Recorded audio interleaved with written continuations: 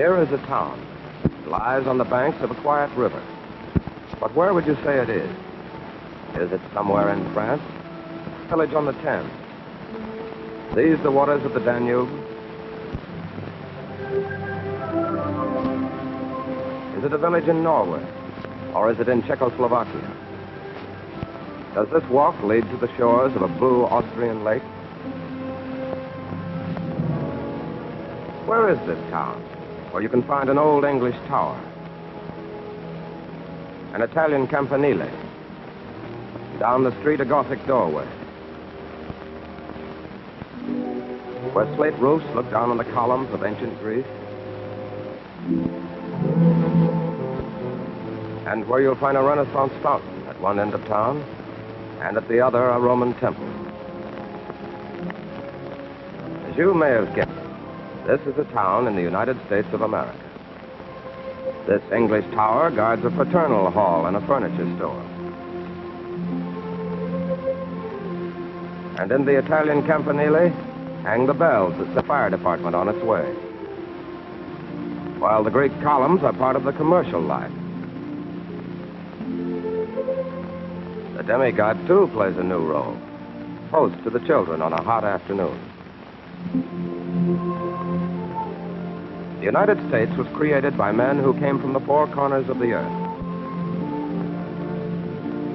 John Petrakis, the confectioner, can still remember the city in Greece where he was born. Johnny McGuire works on the newspaper. His grandfather came from Ireland. The Dutch have been here since the 17th century. Mr. Geyer, a descendant, is county agent for the farmers. Mr. Wunderlich arrived from Germany more than half a century ago. But his friend, Mrs. Antel, was born here and hasn't left the place in all her 82 years. Young Dattilo's been here all his life, too. But he shares his taste for Italian food with the rest of the family. The name of their town is Madison. It lies on the Ohio River in the midwestern state of Indiana.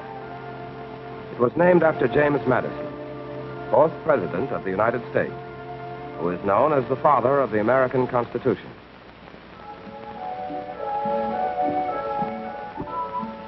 Like thousands of similar communities, Madison draws its life from the fields and farms that surround it.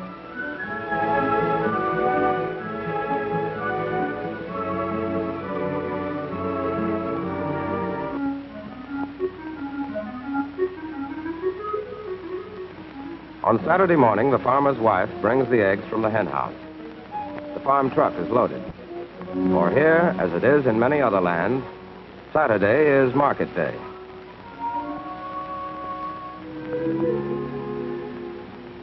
Round the courthouse, they've been holding an open market every Saturday for the past 100 years. This farmer, Mr. Fider, stands by a scale as his forefathers stood in a market square in Central Europe. In Madison, buying a bag of tomatoes still remains a highly personal affair. Main Street, the heart of every American house. It was laid out in the days of the colored wagon as part of a highway which runs from the Atlantic to the Pacific. There is plenty of room here, room for the individual to expand, to plan for himself and his children, room for initiative and enterprise.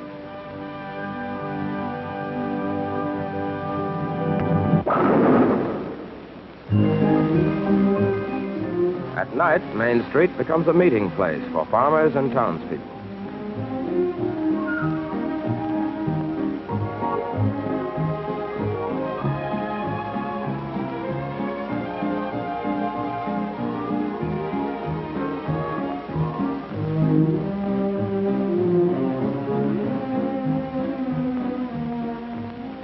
The most popular place in every American town is the corner drugstore. It's the American equivalent of a pub or cafe or rathskeller.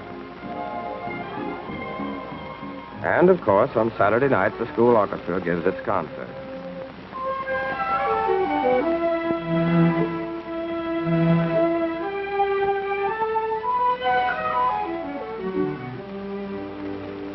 Sunday,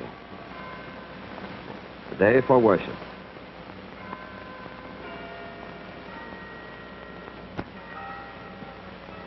The people who came from all over the world brought their churches with them.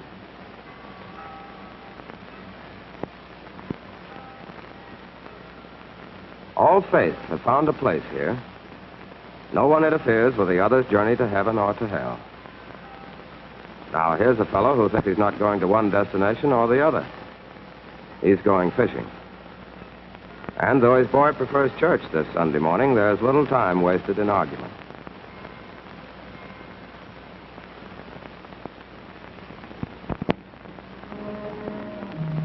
Monday means work again, and school.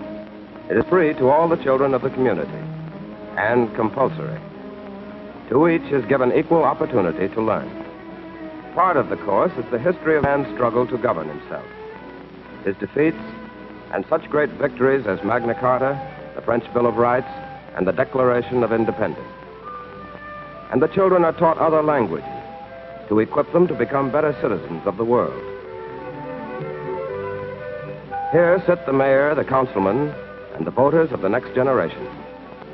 When the time comes, they will know how to live together as well as today they played. In towns such as these, a great part of the community budget is devoted to the children.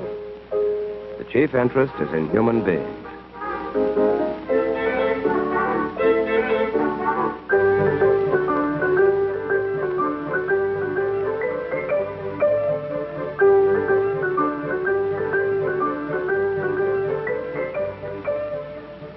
The games children play may not be the same in different parts of the world, but the spirit of childhood is universal and unchanging.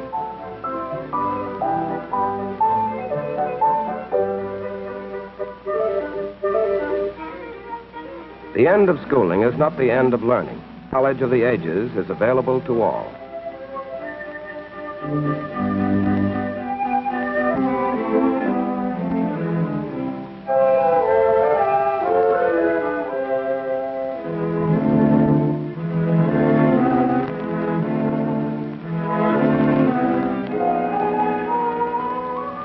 Sooner or later, everyone comes to the library.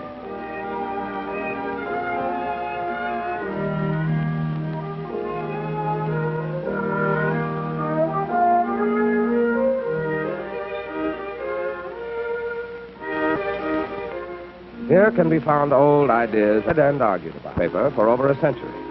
Today it disagrees on many domestic issues with the current administration in Washington and speaks its mind. A reader writes in to attack the paper's policy, and that's printed too. The presses roll. And this respect for the other man's point of view is reflected in the way the town governs itself. This is the mayor. The people hire him and the people fire him. He's their servant and he's proud of that honor. And if there's trouble, it's settled at a public trial in the sight and presence of the people.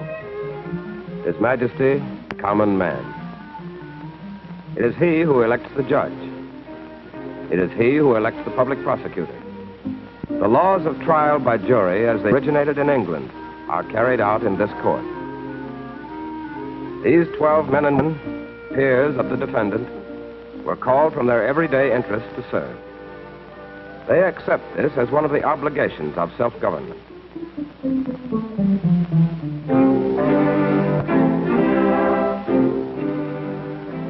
The judge smiled. He and the prosecutor are now serving the community together. Yet he remembers that political campaign when this same prosecutor said pretty strong things against the judge. Even said he wasn't fit for office. But the people had the last word when election came around. They were all there to cast their votes as saw fit. The man who runs the drugstore and the lady who makes the hat. The farmer and the prosecuting attorney himself. In free countries, the only thing that's secret is the ballot. This is the town, and these are its people.